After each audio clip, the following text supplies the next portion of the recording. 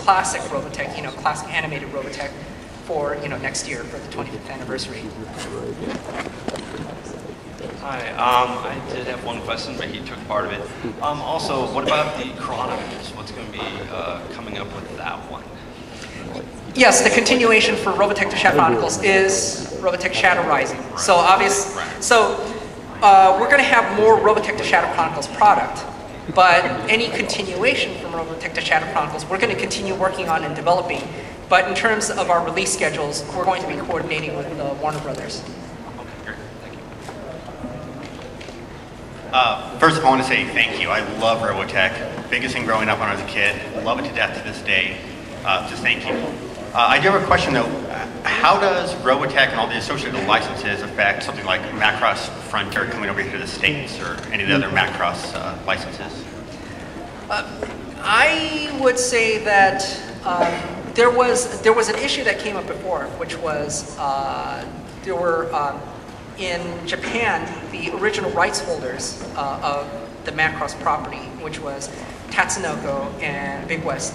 They had co-produced the series back in Japan in 1982, I believe. And what happened was they had gotten into legal battles in Japan. And so within Japan, unfortunately, there have been litigation over who owns what aspect rights over Macross within Japan.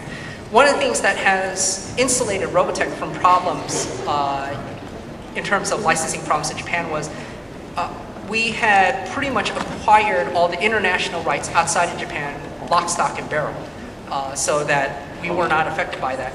One of the reasons why the other Macross spin-offs, ever since Macross Plus has been having trouble with releases in the US, is that unfortunately, all the rights issues in Japan, I believe, have not been completely worked out.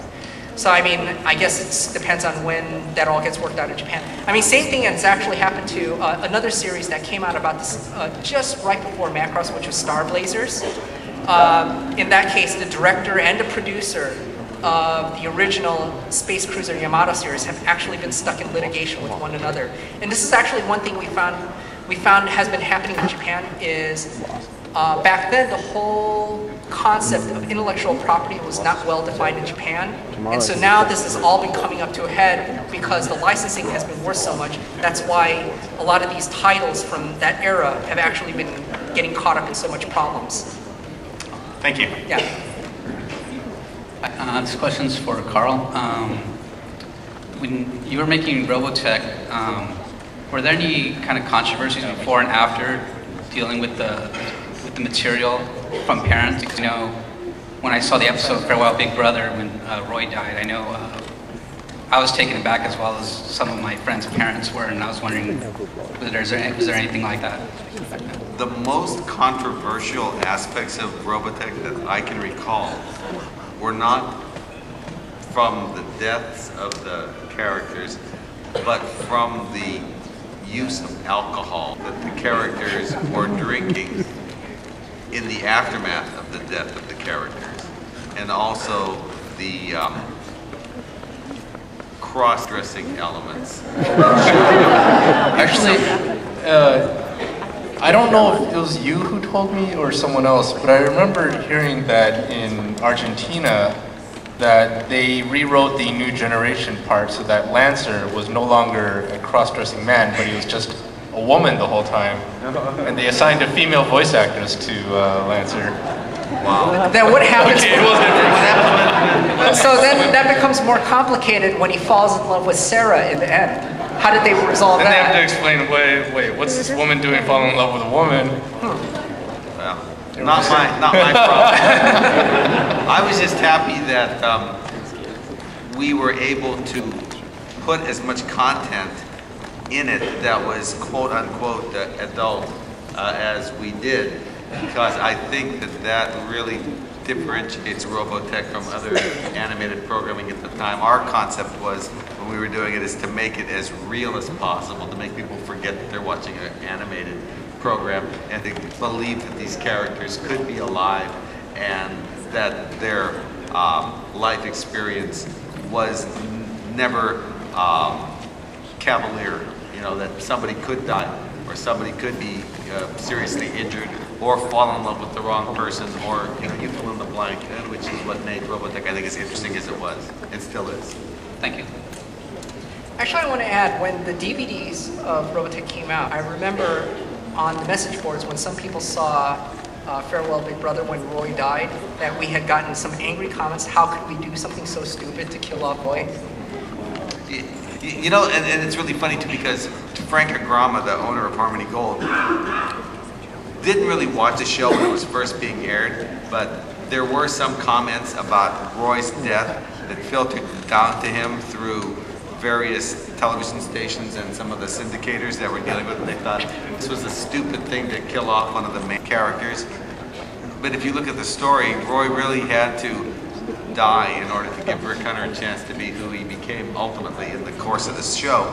But Frank, in his wise thinking, asked me, wouldn't it have been smarter, because the characters talk on the phone all the time, to have Rick Hunter be talking to Roy from a hospital bed, and you would never see Roy, but just hear his voice over the telephone, so that we could have kept the mythology of Roy being alive a little bit longer in the series rather than just end it. And, you know, it was an inelegant solution to a situation which I thought was better resolved with him being killed. So, unfortunately, that time I won. Most of the other times Frank won. I do want to thank you for actually bringing so much joy to my life with this, because I got to spend a lot of my time with my dad actually watching the series. I'd record in the morning before I went to school, only get to see half of it, and then come home, and then when he get home from work, he's all right, put it on, let me see the rest of it. So it's, you know, great to be able to watch him do that, and then he turned into Ninja Turtles, I couldn't tell you why. But the only question I really have was, back then, I was one of the few that actually got to see the original Robotech movie that was kind of butchered, put together for, you know, out from canon. Is there any plans of doing an actual release of that, just so that we can really kind of put it with our collections that we love to have? I will give you my opinion, and then Tommy will probably give you the real story of what's going to happen. But my opinion about Robotech the movie is that it never really was what it should have been. What it should have been is Macross Do You Remember Love, and that would have been it, and that would have been the end of it.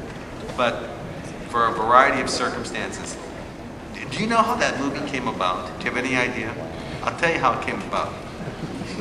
Because I doubt that you do know. Half an hour You later. might, but I'll tell you anyway. Frank Agrama was sitting at home, and he got a telephone call from Yoram Globus, the owner of Canon Films, who he had known in previous dealings. And Yoram Globus said, I just saw your studio on television because a little channel did a comparison between The Black Cauldron, which was an upcoming Disney film at the time, and Robotech. And they said, Robotech is so popular, do you think that a Robotech film could outdo Disney, especially with something like The Black Cauldron? And that was the essence of this thing. So Globus or Golan, one of the two guys that own Canon Films, were in a hot tub with a couple of chicks. And they called up Mr. Agrama and they said, hey, we want to do a Robotech movie with you. And that was the origin of how this started, just a phone call, 10 o'clock at night. I'm at home asleep. I get a call from Frank at 10:15 at night saying, we're doing a Robotech movie. What can we do? So I told him, Macross Do You Remember Love? And I thought, cool, that was great. Well, everyone knew that Robotech was a success, and so it was difficult for them to get the rights to Macross Do You Remember Love for a variety of reasons, some of which Tommy talked about earlier with Big West and everything else, so we couldn't get that. So they had an opportunity to make a movie, so they said, okay, what else looks like it?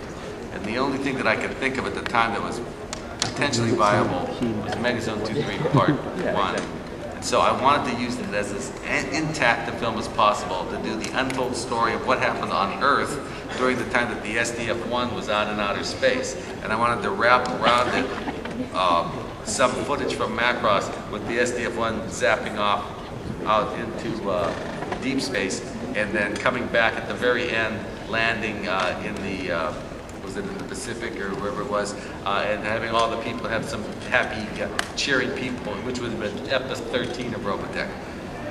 I was in Japan working on the Sentinels,